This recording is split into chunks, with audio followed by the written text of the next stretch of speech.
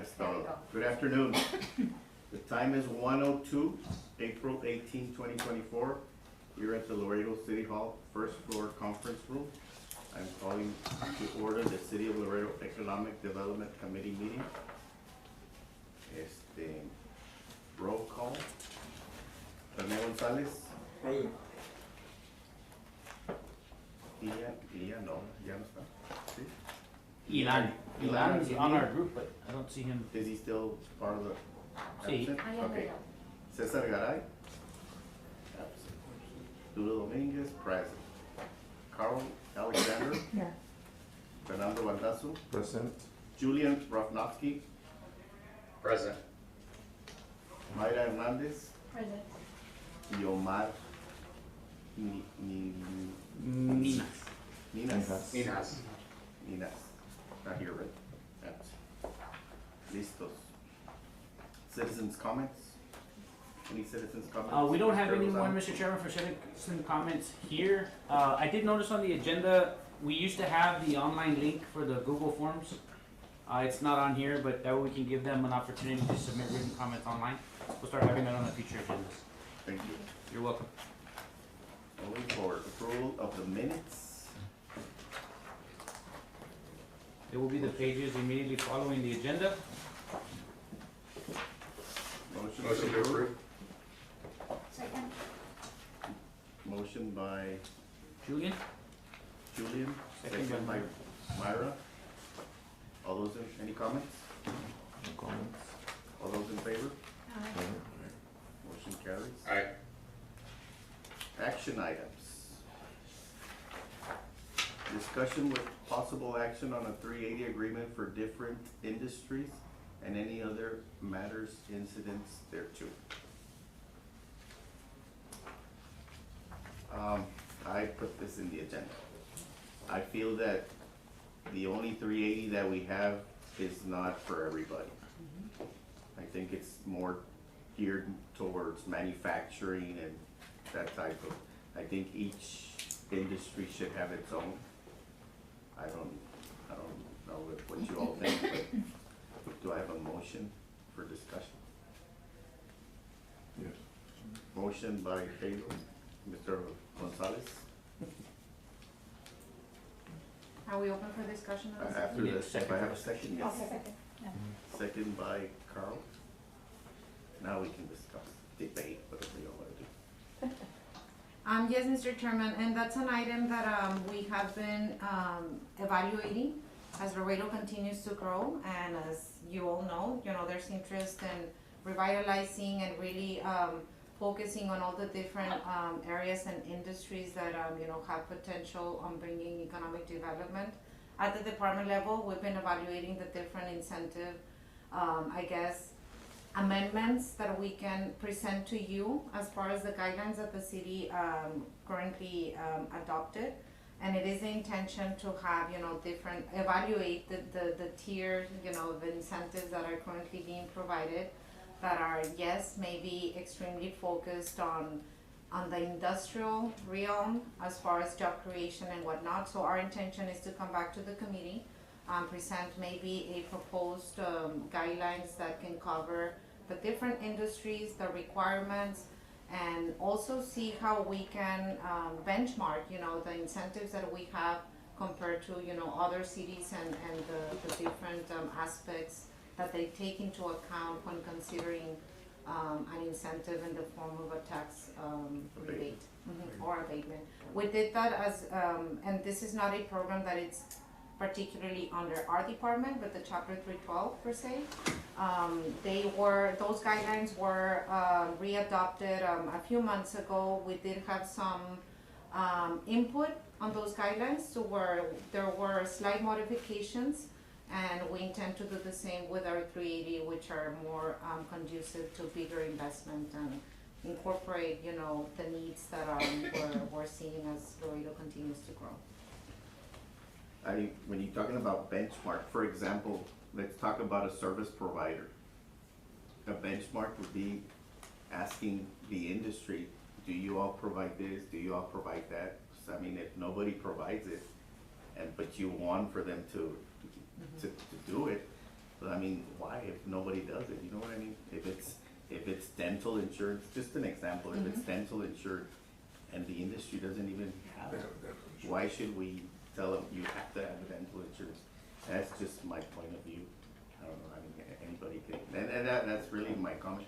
It just depends on the industry, what the industry has, and that should be the benchmark.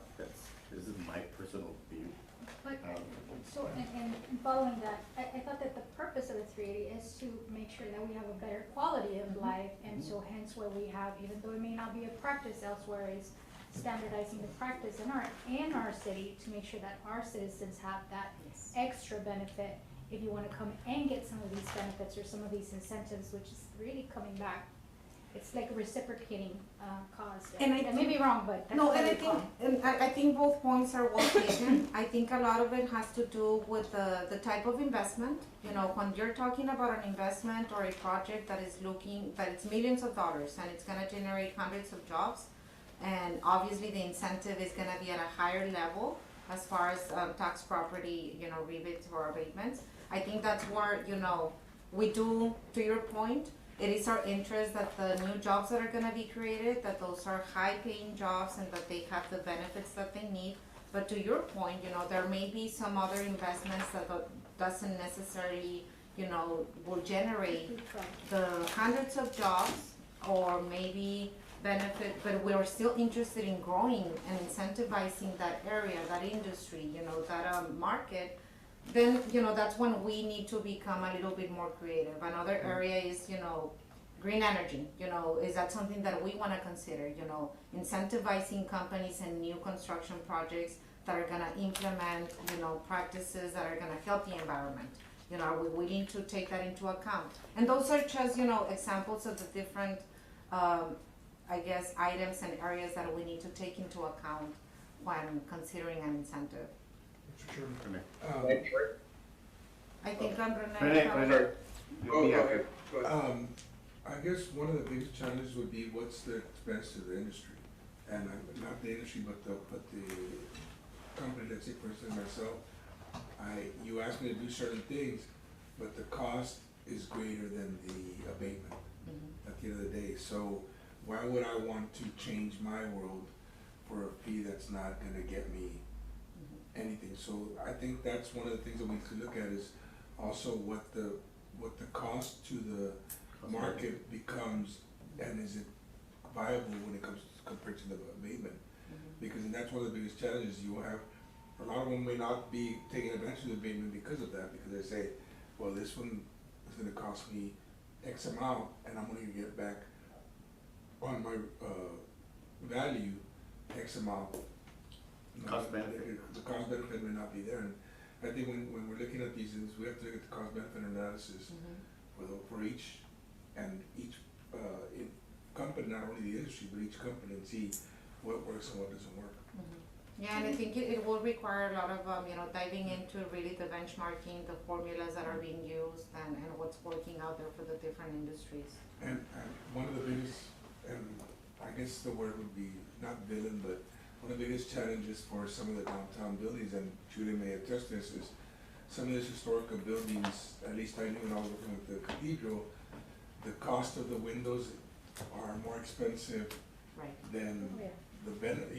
to replace them and to get new ones. So, you know, the historical value may be, the committee may be saying, I need this, but the value to me is not gonna change the value of the building when I try to sell it or when I try to do something with it.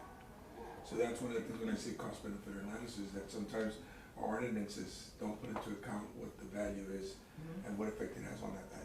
So, but do you all have the discretion, or sorry, Mr. Chairman, you all do have the discretion to make those accommodations as need when there's, or no, you don't have like and again, I go based on your benchmarks and I'm gonna call it rubrics, where they may not be paying, let's say, some benefits, but the salary is comparable to if they would be. And again, it all comes down to the guidelines, you know, it's not that we as a department have the discretion to, say yes to this one and no to this one, we always have to obey by the guidelines. And and it all relies on how creative we are with the guidelines as well, you know, on the different, I guess, aspects of that particular item, you know, benefits. How are we gonna handle benefits based on, you know, the type of investment, you know, the number of jobs created? Because at the end of the day, an incentive, it's a performance agreement. You know, we'll consider an incentive and the company will, you know, commit to perform at a certain level. So, going back to your question, it all goes back to the guidelines that, we adopt under the chapter 380 as a municipality. Julian, I appreciate it. So, I guess, I think a good change of perspective when it comes to the type of businesses we're trying to incentivize and the possible issues that come up, which is, you know, can those businesses afford those standards like healthcare and a livable wage and all those things. I think as a community, as a city, what we should really be asking ourselves isn't if those specific businesses could afford those things, but maybe the change of perspective should be which businesses can. How can we diversify the city of Laredo in such a way where the businesses that we're attracting naturally do pay a livable wage, health insurance. I don't know if dental was one of those, but I just heard it, so I'll just throw that in there, dental. Sorry? it was just an example, Julian. Oh, yeah. So I just wanted to toss that into the discussion, which is, I think in this new development of these multi-tiered Chapter 380s, we should very much consider the types of jobs we're going to be going after when we start developing those different tiers of Chapter 380s that exist. Because at least from my point of view, one of the things that we suffer for the most in the city of Laredo is a lack of diversified jobs, which is what leads to a lot of brain drain in our city, where I don't have kids, but I'm hitting that age. And I know that's the complaint that I constantly hear from old friends of mine, older friends of mine, family friends of mine that have kids, is that they don't have the job, their kids don't have the jobs that they want here. And that should be a metric that we consider when figuring out what we're really truly trying to incentivize and what we want to bring to Laredo, because that's the point of the Chapter 380. Is to bring what we desire as a city when it comes to business and jobs. So that's my 2 cents. And going back to Maya's comment on better quality of life, but for example, if you have 60 employees and you would average the pay and it's like $25 per employee and the minimum is $15, I think they should be able to afford getting whatever insurance they want. If they don't want it, well, that's their own.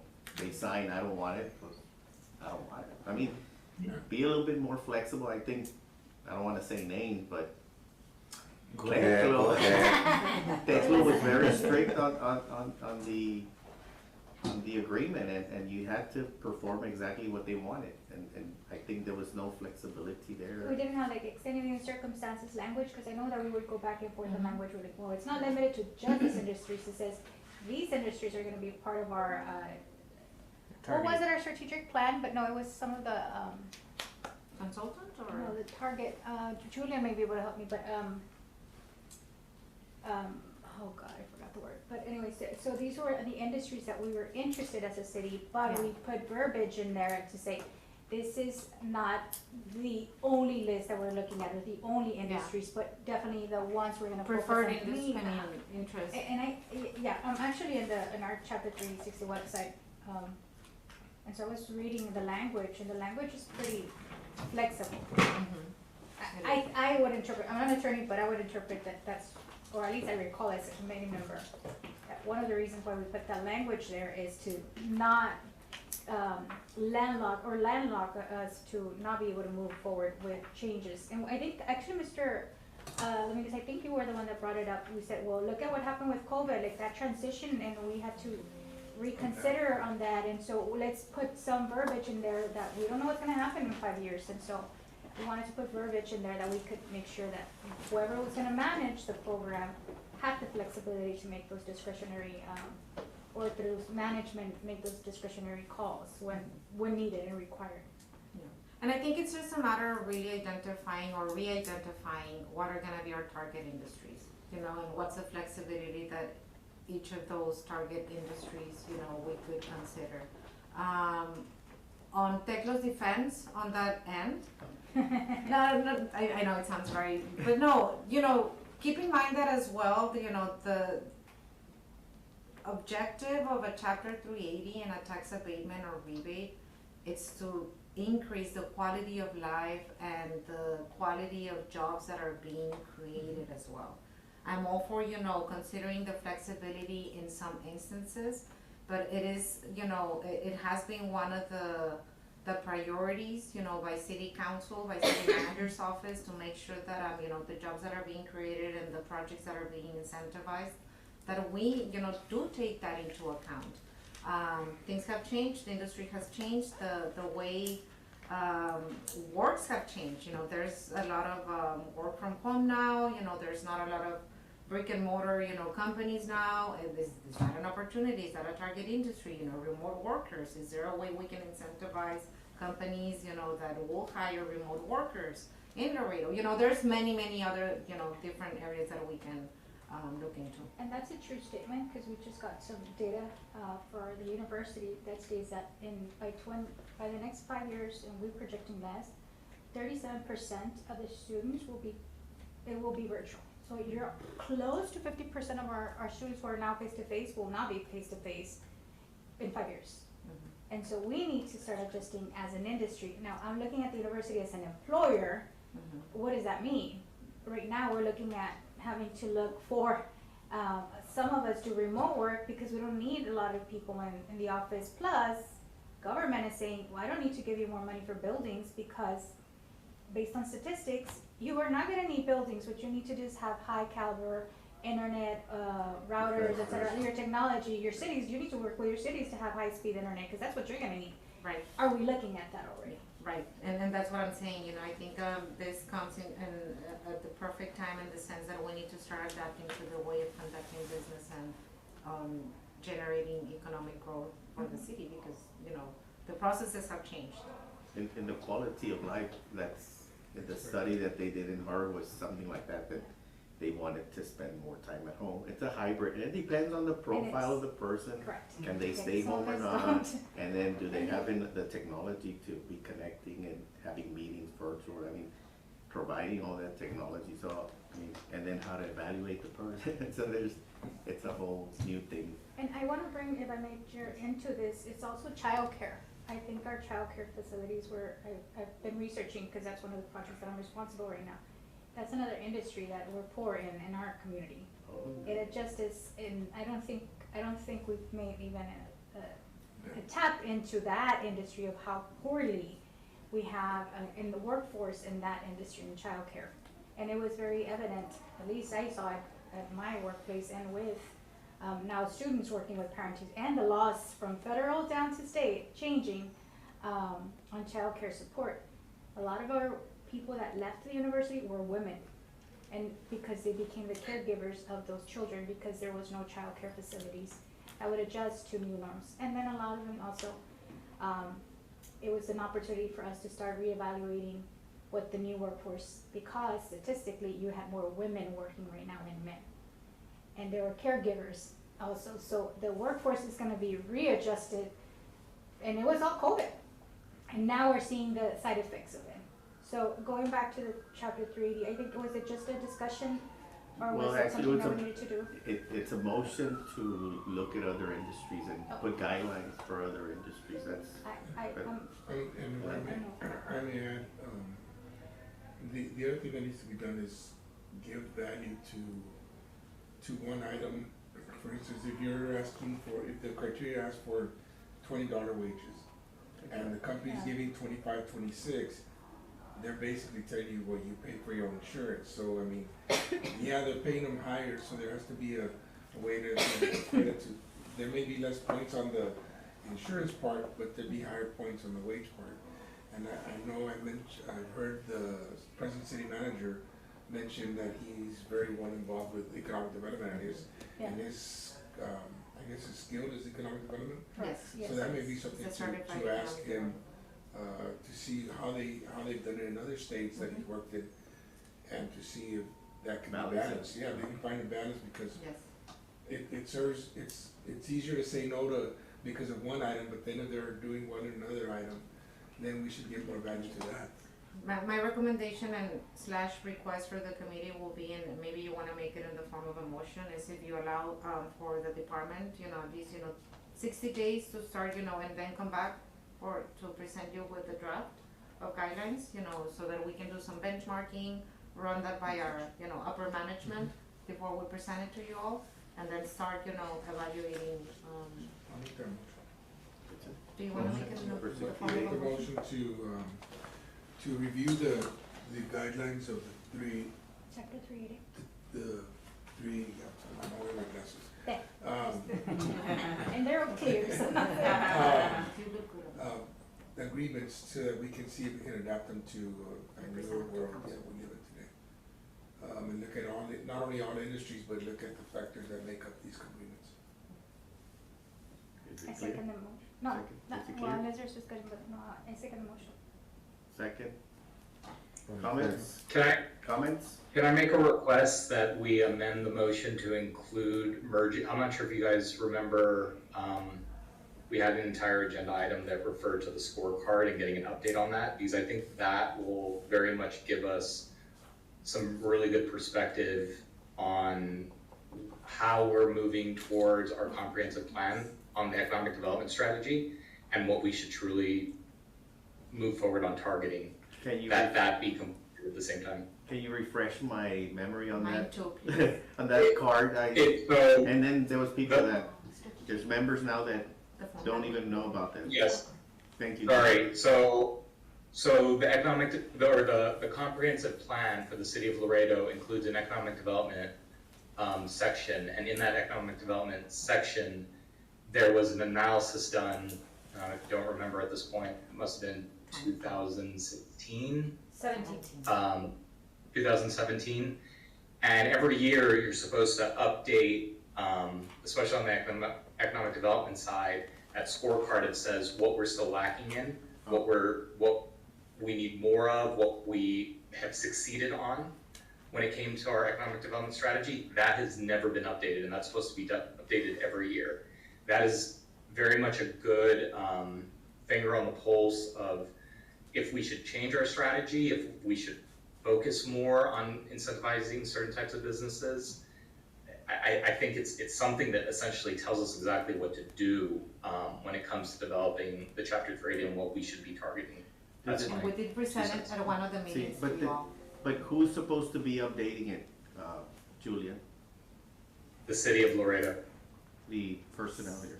So if I remember correctly, and I'm sorry for the interruption, back then the decision was made that we couldn't follow up with the scorecard because the situations had changed and the bases done back in 2017 were not the same circumstances the city was facing right now. So we couldn't scorecard based on 2017 findings, that there was supposed to be a new analysis. If I remember correctly, I'm not sure. So I'd amend the motion to include the scorecard and review the scorecard, the criteria in the scorecard to see how it affects the agreement itself. Any Thank other you. accepted the motion to also, besides the review, to do the scorecard? I'll second.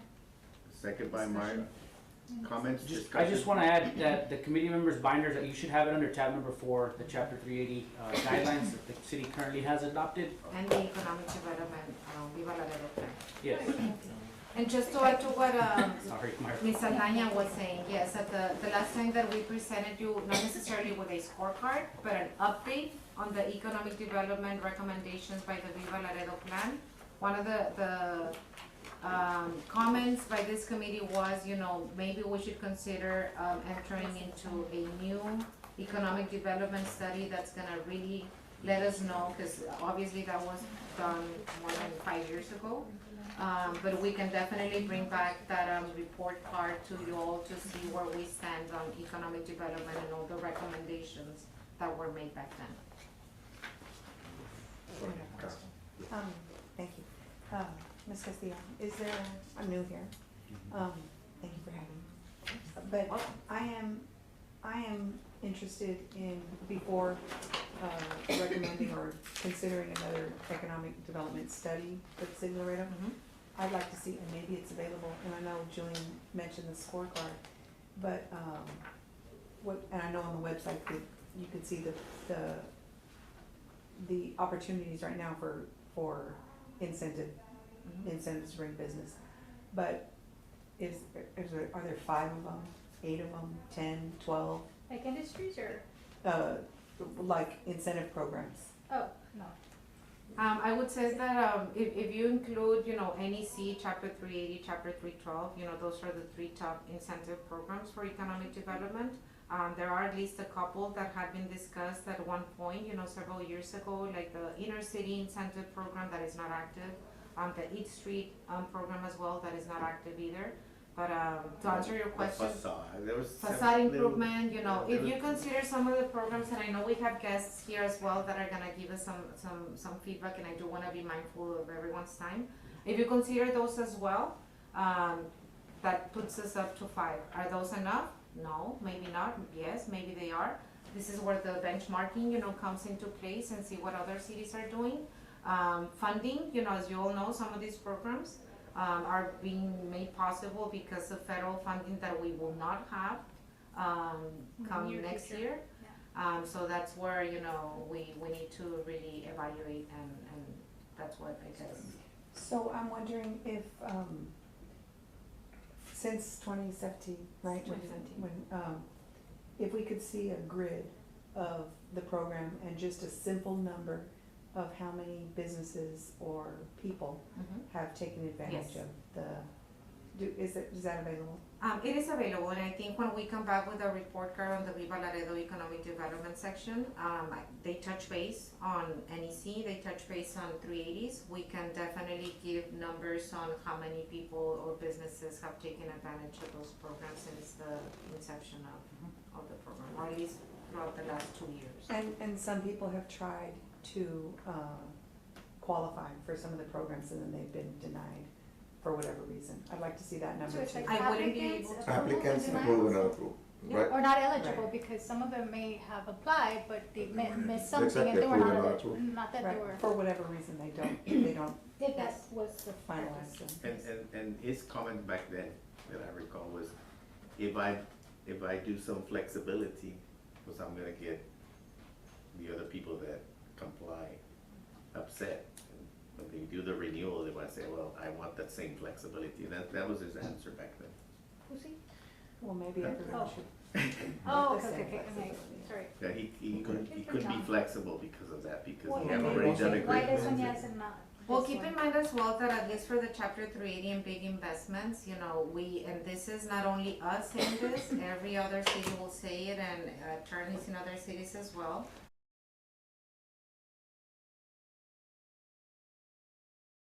Millions of dollars of investments that's gonna translate into heavy, tax revenue that's gonna be committed to an incentive. The but-for rule needs to be applied in a lot of instances. Is there maybe room for flexibility on slower, lower investment? Maybe, but that's the task that you're, pretty much recommending. And what I saw back then was the people that were doing the big investments would sell something. And the person that wanted to build something was a service provider. So they don't make the same amount of money. And so he had a hard time complying with 380, so he was rejected. The builder, someone To building something. build something Or to very create big. something, He was gonna do Build to basically give an a industrial service park on his versus- own. It's the builders wanting the fee when it actually is supposed to go to the person that brings in the jobs, not the builders. He was trying to Oh, get. so I understand. And so, but he was a service provider. I mean, to make money, just the service is a little bit harder than when you sell avocado and when you sell things like that. It was just my point of view Not back to be then. specific. Not to be specific, but it was just that. So any other comment before we take a vote? No? I'll ask for the question. All those in favor? Right. Aye. Motion carries. Thank you. Moving on.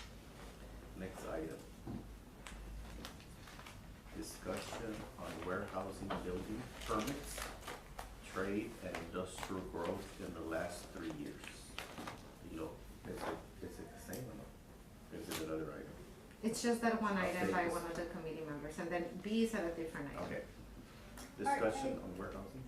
Mr. Chairman, if I may, is there any way we can move, an item up? I think it's our presenter, so that's okay with you. Motion to move. Oh, Motion to motion to- move, I just need to see which the one it is. presentation item Item 6B. 6B. 6B? Second. All those in, second, all those in favor? Aye. Thank you, Mayor. Let's bring the presenters. Yes, thank you, Lifund. We have Ms. Sara Saldaña and Ms. Gina Palma. As per the request of the committee, they're gonna give us a very brief update on the 0% loan and the grant, the small business grant program. The 0% loan, as you all know, it's still ongoing, so some of the numbers are gonna be very preliminary. And the grants program, even though the deadline has already, it's gonna be tomorrow, 19th. On the 19th, they're gonna give us some very preliminary numbers as well as per your request. Welcome. Hello, everyone. So I'm Gina. I'm the Senior Business Development Officer here in Midwest. And so this is the information we have so far. The grant applications, we close the applications tomorrow at 5 p.m. So we still have a little bit of time for them to continue applying. Just when we were coming from the office, there was a lady applying for it right there. So they're still going into the office and they're still applying right now. But before that, we've already received 133 complete applications. So next week, what's gonna happen, it's gonna be the review phase. We're gonna be reviewing all the applications, reviewing the tax returns that have been presented, and from there, we're gonna go ahead and make the approvals, you know, who has been approved, and if they have not been approved, we do send out a denial email to them, explaining to them why they're not approved, based on the data that they provided us. And then the funding starts the last week of April, which is April 29th. That's when they start funding it, and everything's gonna be through DocuSign. So they're gonna be receiving a DocuSign file through their email. It's very simple, it's very easy, the guidelines are right there. I mean, you can just pretty much follow it, it's user-friendly. They close, and then they should be receiving their funding within probably 24 to 48 hours. So it's a direct deposit to? It's a direct deposit, yes. Because on the DocuSign, they usually put in there their ACH information. Okay? That's provided to them. Once we finish that, then we'll go ahead and give you all a formal report and a breakdown of what has been closed and the industries and so on of who have been given the grant awards. Okay? That is for the grant. Now, for the buy down, the zero buy down, which has been also an excellent program, we want to thank the city, you know, that they were gracious enough to give us the funding so that we can provide to our much needed small businesses here, because honestly, they are in need, they're struggling. Right now, we have already allocated $227,963.70 of the funding that you all provided us, and we received $500,000. So we're already halfway to our goal of the $500,000. And right now, in total loans, it has been $672,510. So a lot of it has been staying here in our city, which honestly, that's just amazing. The industries that we've been working on, it's been 50% in the transportation warehouse industry, 13% is the service industry. Now, when we say service, it's a lot of daycares, restaurants, a lot of small shop cafes have been helped in there. So it's been awesome. It's been 82% Hispanic, 14% white, and 4% of other, and one veteran-owned business that have been received the funds so far. Now, we can't give you the total because right now we're still working on closing other loans that we're working on, but I can tell you that we do have a healthy pipeline, and clients are getting to our office. The open house that we had just last week for the grant was a great success, and we're still receiving people from it, and hopefully we're thinking of doing an open house for the buy down as well. What could we do as a committee to support you for the next budgetary year? Well, funding would be awesome. It's funding, because the program is based on COVID. The program that now that we're working on is a program through the ARPA funds. So these are businesses that were affected by the pandemic, but it's also businesses that are starting up that unfortunately were not able to start because of the pandemic as well. So we're helping both businesses right now. And that's also what we're hoping for the grant. It's just businesses that were affected within the 2019 to 2020 and 2020 year. Yes, that's the grant that is, but for the bite of zero interest, startups are also welcomed. The ARPA funds, as to what I heard, was it last night or this week? My understanding is a contract or the agreement needs to happen by December, but the purchases or the funds to be spent have 2 years. We need to commit the monies by the end of this year, but then once we're committed or the money is contracted, with the service provider, we have 2 years to actually spend the money and So- award the money. Is that something that has been done for this year for next budgetary cycle, or this is? Well, actually, already we planned? had already secured and committed the funding with them of, what was it, $500,000 for one program and the other $500,000 for the grant program. That's correct. So we have already committed $1 million. Turnover there, money's already given you. Right, cause you said you're transferring 24 to 48 hours, the funds to so the Yes. money's being spent. Yes. Yes. Yes, For we the don't grant, yes. foresee any issues with Oh, them, no, I don't. awarding the money by the end of We're this year. going- Yeah, no, we should be in a very good, place, exactly, yes. Have you rejected? Applicants, for the grant, we have, because in the application process, we have to see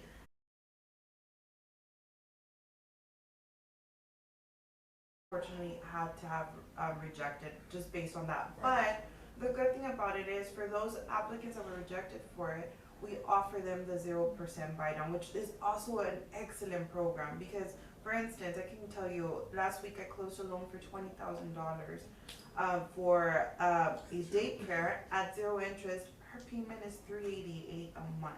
Right now, who's giving you that type of payment? No one. I mean, just look at your. Get the loan, get a car. Not even, exactly, not even, I mean, honestly, it's a great program and it's really helping our businesses. Like for instance, this daycare, she's looking to open a second location, which right now that you were mentioning, that's what we need. We need good daycares here, and they're opening a second location and I think that's just amazing that they're servicing our community. Can you tell me you please? I'll let her know. Well, the other thing that I found out from childcare facilities is that we don't have anyone in our city or within our certain demographic certified at the national level. And that's the cream of the crop.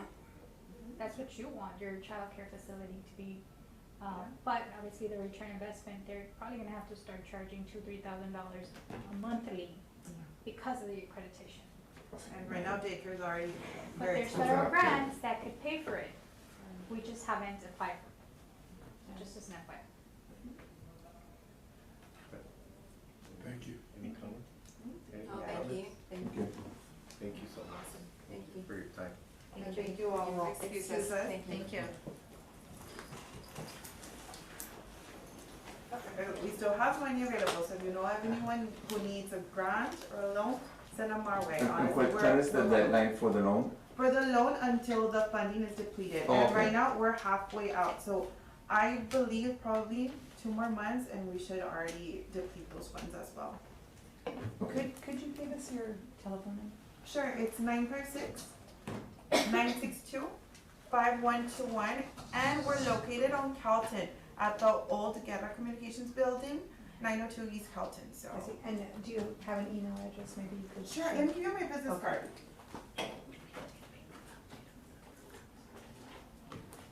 We can also provide the committee with the flyers that we have yes. Yeah, that'd be for both programs.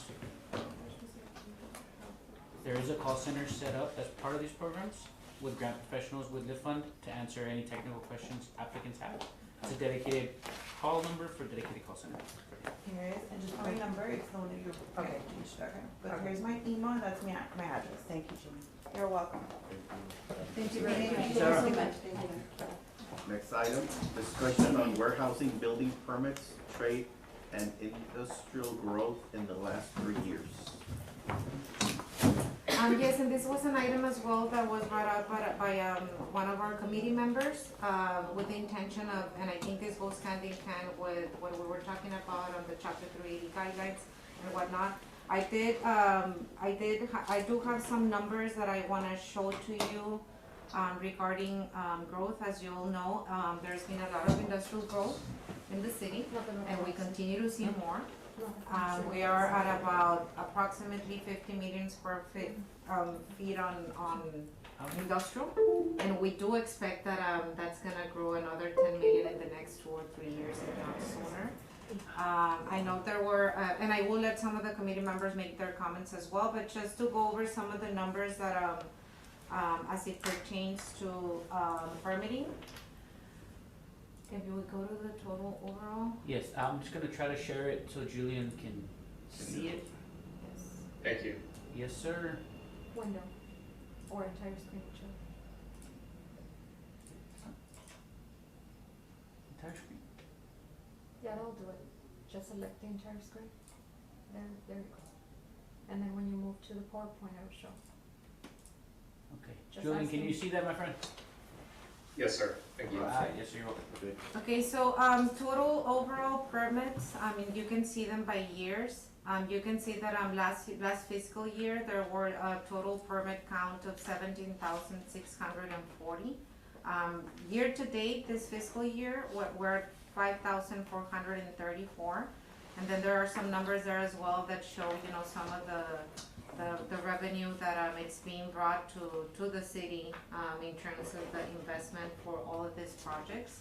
I know that, next one, please. As far as warehouse, you can see the total, the overall permit count, on warehouse, projects.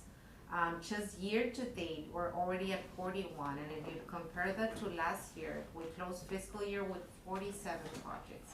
So this tells you, you know, how, much growth in the industrial, industry, Laredo is really, experiencing.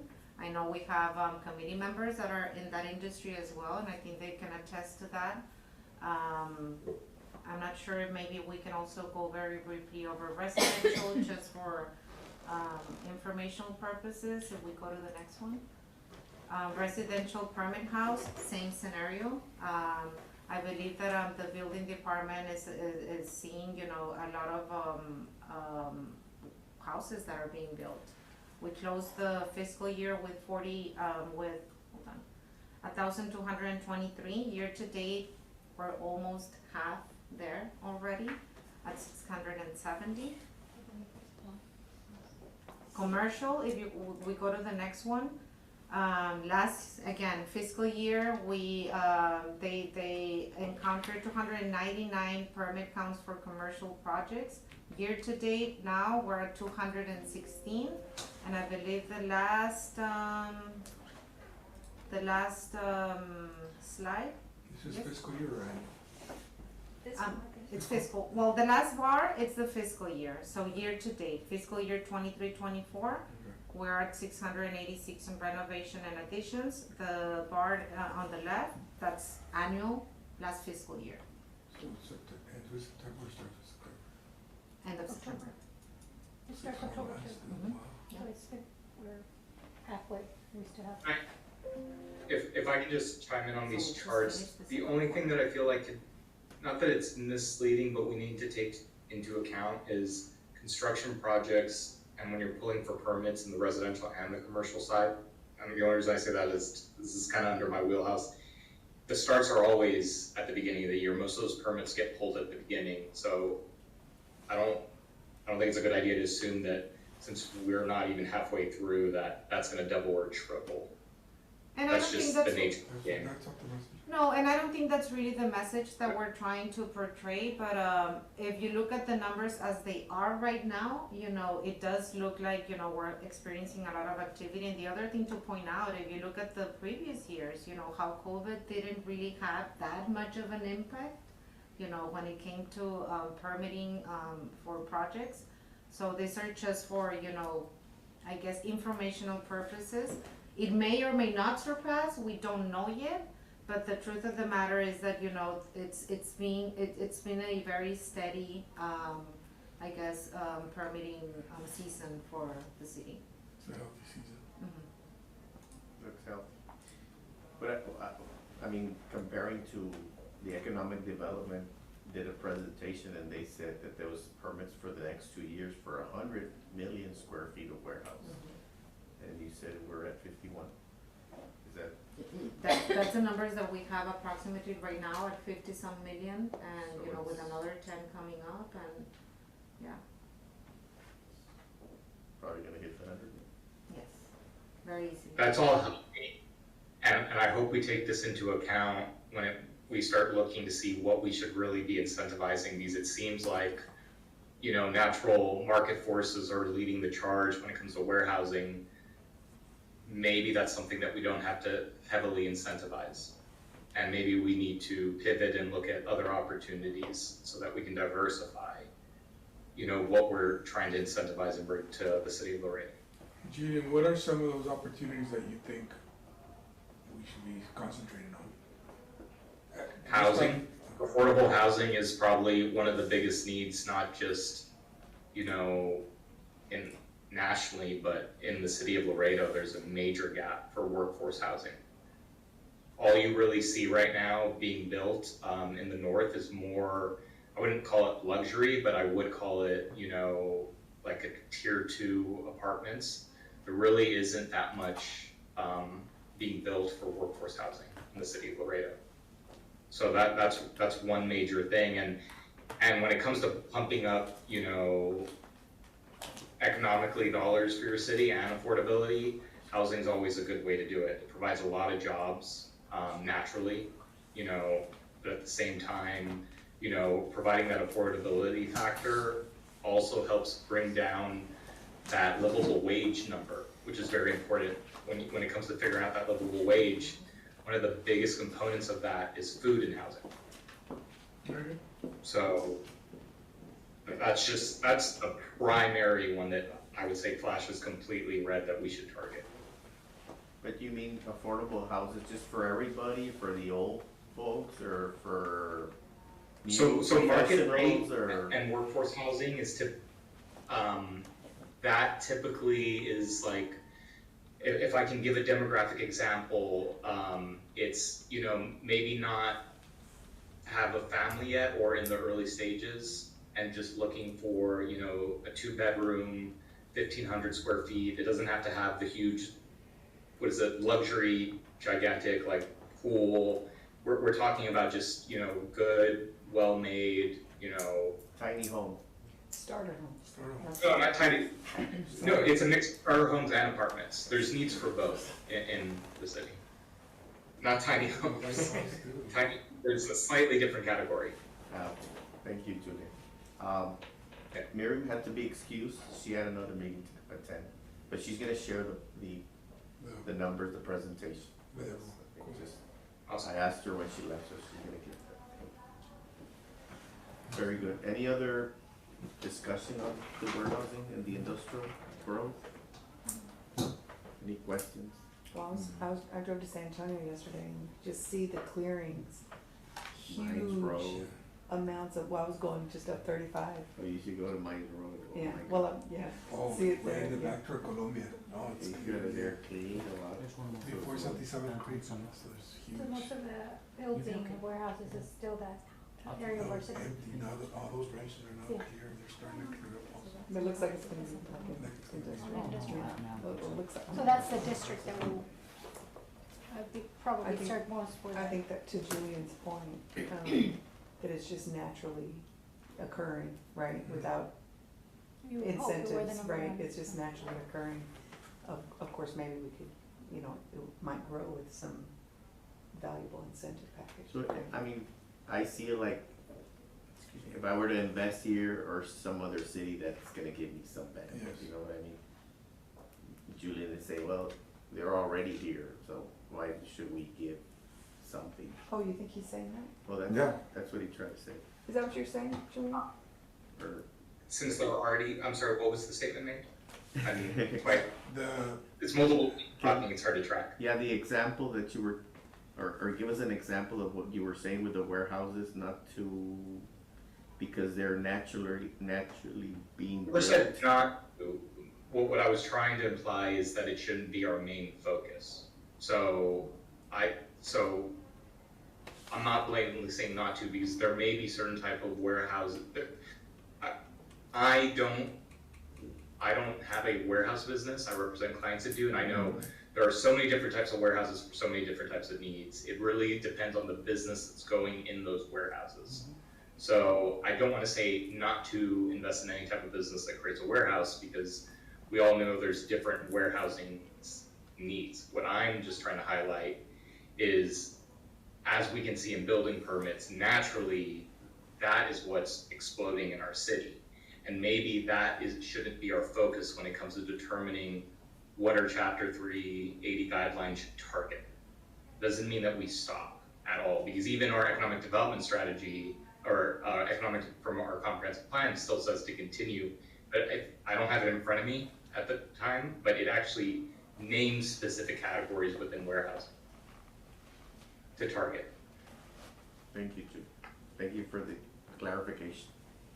Yeah, sorry if I implied otherwise, that wasn't my intent. Any other discussion? Alrighty, Julian, I think this is yours. The presentation items, update on the Downtown Summit, scheduled for April the 22nd through the 24th. Yes, I'm gonna be emailing all you guys a flyer, but we have a bunch of great speakers. It's free, includes lunch, if you guys want to attend. We just ask you register, and I'll send that email invite to all of you. But we are bringing in the IDA, the International Downtown Association. They're the largest downtown association in the nation. A bunch of amazing individuals that represent cities that have turned their downtowns around, like El Paso, Corpus Christi. I think we have someone maybe blanking from Boston, I think. But it's going to be a lot of good information, especially when it comes to what we should be doing in our downtown. How do we make it ours?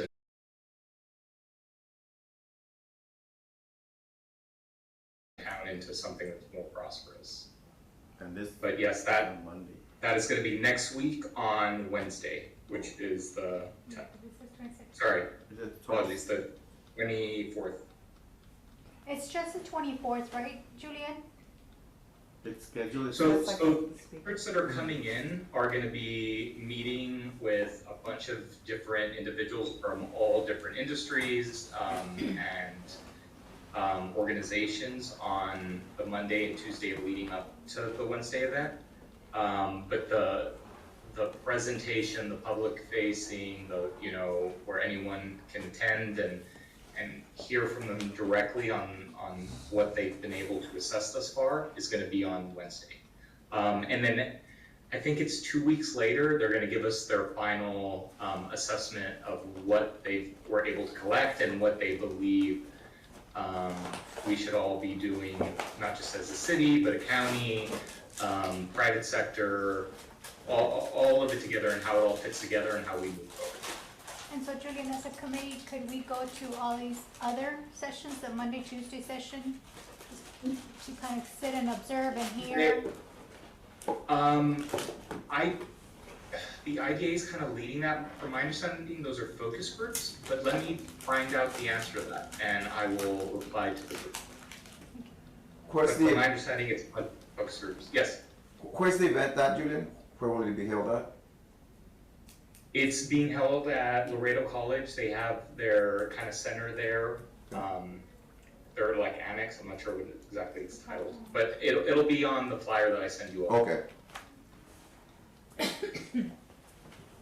Who's the organizer, Julian? The organizer, it's the City of Laredo, Downtown Business Improvement District, And the Chamber of Commerce. Laredo Main Street is Okay. the sponsor. the Chamber of Commerce, I'm sorry. Okay. And the host is Elsie. All right. Yes. Thanks a lot, Julian. Thank you for the update.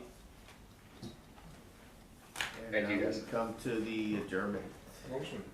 Motion to adjourn, second by Mr. Baldasso. All those in favor? Aye.